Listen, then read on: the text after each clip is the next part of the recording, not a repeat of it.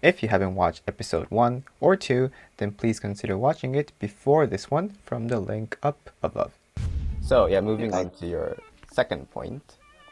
The second point is that you should train with maximum speed and maximum power. That means if you really want to improve, especially for Kihon and kata regarding speed and power, you always have to give everything you have. That means you can train with 70, 60 or 80% for your warm-up, but to improve power and speed, you have to train with 100% focus and everything you have to give. Otherwise, you won't get, you won't improve power and speed. Full speed every time.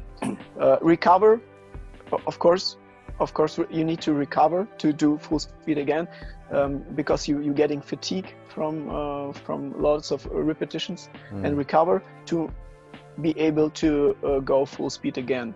But always train in full speed. So, for example, when you should always recover completely. That means maybe you train one sequence, and then you are doing this with full speed, full power, and then you should recover. Then when you have the feeling that you can do this again, and then you should do this with maximum speed and maximum power, like in competition, because I think it's very easy, because slow movements will keep you slow, and fast movement and powerful movements will simple enough. I think this is simple, and this is logically. Do you say in Japan sometimes we discuss, should you be doing the full kata full speed always, or should you be taking parts of it like sequences and doing repetitions? Some people say only do the whole thing every time. What would you think? I think it depends on the period of time. So for example, you have one important examination or one important tournament in about, I don't know, in 5 months or 6 months or something like that. Yeah. Then I think you should train sequences, and then when the competition or when the examination gets closer, then of course you have also to train your endurance, so that you should do the whole kata, but not from the beginning, because this is very exhausting, and maybe it's a little bit also frustrating when you do the whole kata from the beginning, after Christmas, or I don't know, when you ate too much, and you're unfit, and so I think it's better to separate this. Or Ilya, what do you think?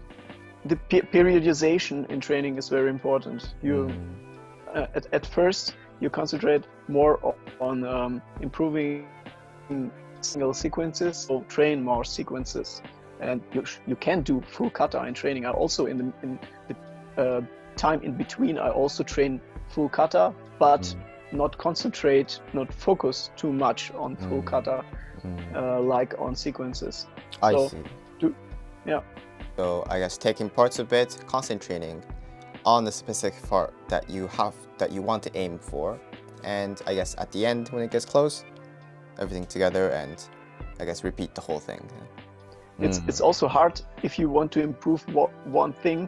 If you want to improve speed in one specific sequence, it's kind of hard to do every time full kata till this sequence, then do it full speed, and then to the rest of the kata, and then again. It's also time consuming, right. That's why. And training overall is time consuming if you want to get better. But it should also, you should progress, and it should be fun, I think. And if you don't progress somewhere, it's not fun.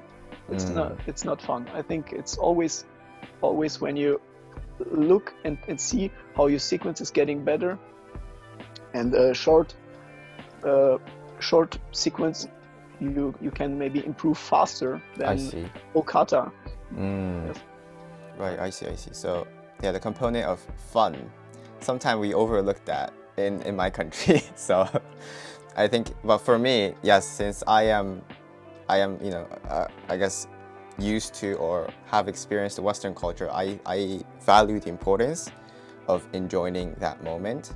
So I heavily agree on that point. All right, so I guess moving on to our third point. What's your guess for the answer? Tell me the third important point on how to get powerful and speedy kata. See you guys tomorrow.